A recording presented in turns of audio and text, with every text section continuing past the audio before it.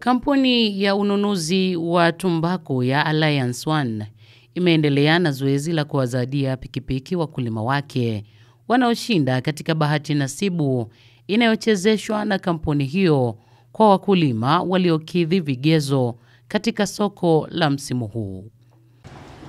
Sofia. Baba. Unaendeleaje mama? Niko mzima baba. Kwanza nikupongeze Sofia, kati ya wanawake wote wakulima nimewakilisha vyema wanawake wenzio. Leo wewe ni mshindi wa umeshinda pikipiki mpya kabisa na kutoka kampuni ya Alliance One. Unaweza kuiendesha? Naweza kuiendesha baba. Kwa hiyo sasa hapa nimeiona pikipiki yako mpya iko kwenye karatasi na kadi na jina lako, kila kitu imekamilika. Wapi hapo? Hapa tuko Urambo na pikipiki ziko hapa Urambo. Utaichukulia kwenye mkosi yako hapo, jitegemee. Kwenye jitegemee hapo? Watakuletea hapo haraka iwezekanavyo. Utaichukulia, utaitwa pale ukaifuate. Wewe unakaa karibu na simu kama leo. Nikae karibu na simu eti baba. Msemaji wa kampuni hiyo wakili John Magoti amesema katika msimu huu kampuni ya Alliance One inatoa pikipiki 60 zenye thamani ya shilingi milioni 168 kwa wakulima walioingia mkataba nao kutoka mikoa ya Kitumbaku, ya Kahama, Tabora, Sikonge, Urambo, Kaliua na Kasulu. Tuko hapa kwa nia na madhumuni ya kutoa zawadi mbalimbali kwa wakulima ambao wamejishindia vyombo vya usafiri kwa ajili ya matumizi yao binafsi. Tunatoa zawadi ya pikipiki 60 zenye thamani ya milioni 168. Vyombo hivi tunavitoa kwa ajili ya kuwasaidia wakulima ambao wameweza kufuata kanuni bora za kilimo pamoja na kuwaisha tumbaku yao bora iliyofungwa vizuri sokoni. Akikabidhi pikipiki hizo kwa washindi, mbunge wa Ushetu na mkulima mkubwa wa tumbaku kutoka Kahama Emmanuel Charahani ameipongeza kampuni ya Alliance One kwa kuendesha bahati nasibu ambayo imeleta hamasa kubwa kwa wakulima. Kwa hiyo niendelee kuwaomba na Alliance One, mara nyingine zawadi hizi zitoke kwa mkulima pia aliyezalisha uzalishaji zaidi ya kilo 1000 kwa heka moja. Hii inasaidia utalima kidogo, lakini pia utapunguza na gharama. Unaweza ukalima heka 5 ukapata kilo 6000. Unaweza ukalima heka 7 ukapata kilo 8000. Ipo wenzetu Brazil na Imani Zimbabwe wengi wanafanya hivyo. Kwa hiyo itatutengenezea utaratibu mzuri wa kupunguza gharama za uzalishaji. Mpande wa serikali imefanya mambo mazuri sana. Imeondoa baadhi ya kodi na tozo nyingi sana. Na leo mnaendelea kupokea ruzuku ya mbolea.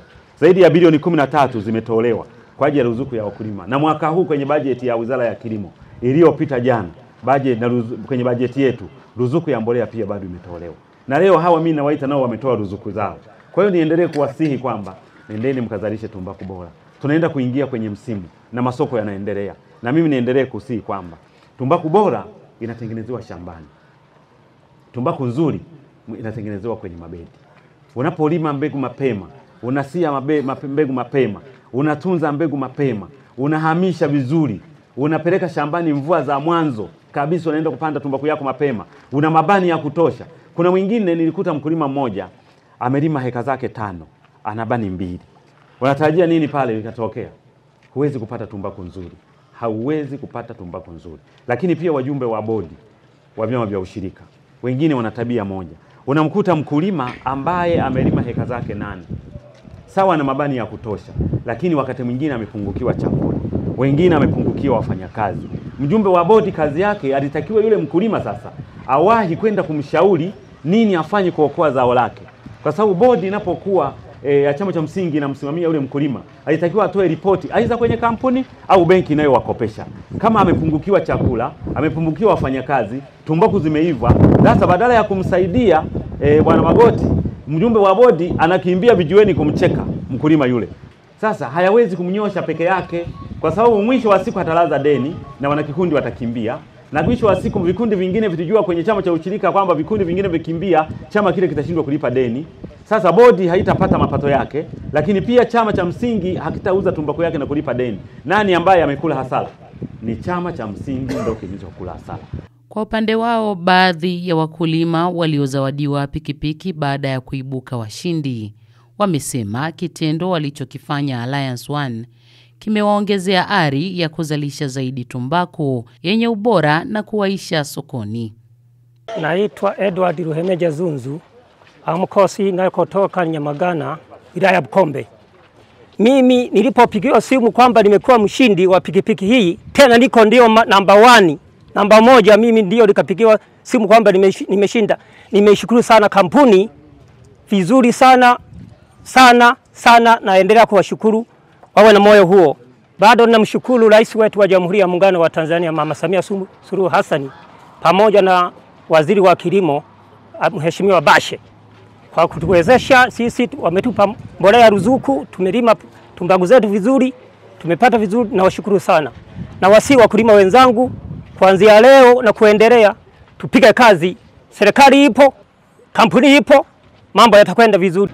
Mimi Elizabeth Peter Mayunga, natokelea Sikonge. Mkulima wa tumbaku, nashukuru Alliance One imetuzawadia pikipiki. Kumbe wanawake tunaweza. Naitwa Ramadhani Hamisi Idi, ni mkulima kutokea chama cha Udiliguru, kampuni ya Alliance One. Ninashukuru katika kipindi cha siku ya leo kutuzawadia pikipiki ambao nazungumza tunazo hizi hapa.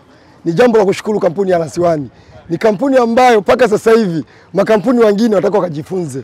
Kinachotokea Alliance One ni rekodi ambayo haijawahi tokea katika wakulima wa tumbaku. Kuna watu walisema hawawezi, sasa Alliance One imeonyesha uwezo. Na tutapoenda nyumbani, kabla tu tutaanza ubalozi wa kuonesha kama tumbaku iko Alliance One, sio vyama vingine. Draw ya kwanza ilichezeshwa Mei 9, ya pili Mei 16 na draw ya tatu imefanyika Mei 23 mwaka huu, ambapo jumla ya wakulima 35 kutoka Kahama, Tabora, Sikonge, Urambo, Kaliua na Kasulu wameibuka washindi na kuzawadiwa pikipiki.